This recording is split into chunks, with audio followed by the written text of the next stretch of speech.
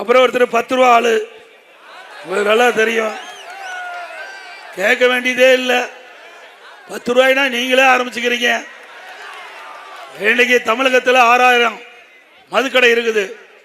6000 மதுக்கடையில் ஒரு நாளைக்கு 1.5 கோடி பாட்டில் விற்குது. ஒரு பாட்டிலுக்கு 10 ரூபா அதிகமாக வாங்கினாங்க. அப்படி ஒரு நாளைக்கு 15 கோடி, மாதத்துக்கு 450 கோடி, வருஷத்துக்கு 5400 கோடி, 5 வருஷத்துல 24,000 கோடி ஒரு பாட்டிலுக்கு 10 ரூபா அதிகமாக வாங்கியே கொள்ளையடிச்சிருக்கிறாங்க. இப்படிப்பட்ட அரசாங்கம் மீண்டும் தொடர வேண்டுமா?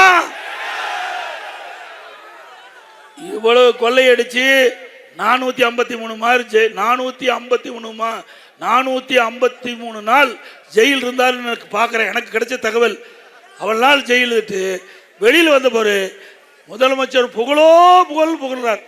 ஏதோ நாட்டுக்கு சுதந்திரம் வாங்கி தந்த மாதிரி. ஏன்னா கரெக்டா கப்பம் கட்டியிருக்கார்.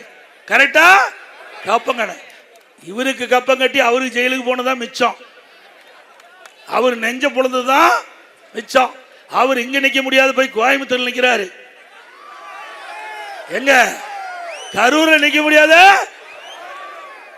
ஆக இப்படிப்பட்டவரெல்லாம் மீண்டும் ஆட்சிக்கு வர வேணுமா? ஊழல் ஆட்சி தேவையா? இன்றைக்கு விலைவாசி உயர்வு, இன்றைக்கு அரிசி விலை உயர்வு, பருப்பு விலை உயர்வு, என்ன விலை உயர்வு, அதை பற்றி எல்லாம் முதலமைச்சருக்கு கவலை இல்லை.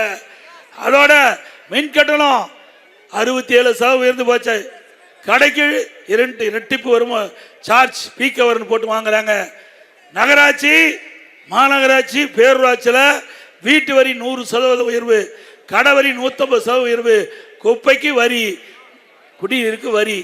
பிறகு இந்த உள்ளாட்சி அமைப்பில் குடிநீர் இணைப்பு கொடுத்துருக்குறாங்க, இந்த குழாய் இணைப்பு, அதுக்கு வரி போடுறதா சொல்றாங்க.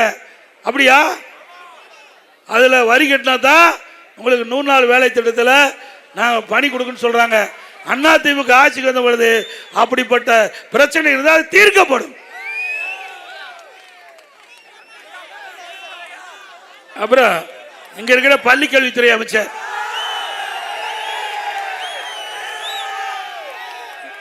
இன்னைக்கு பள்ளிக்கல்வித்துறை அமைச்சர் பள்ளியை திறப்பாங்க.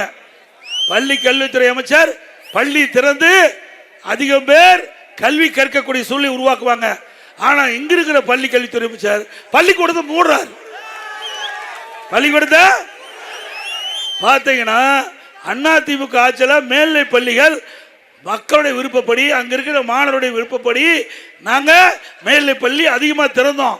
சட்டமன்றத்தில் அந்த பள்ளி கல்வித்துறை அமைச்சர் சொல்றாரு, உங்க பாட்டுக்கு நிறைய மேல்நிலை பள்ளி திறந்துட்டீங்க, எங்களால் நடத்த முடியலைங்கிறாரு.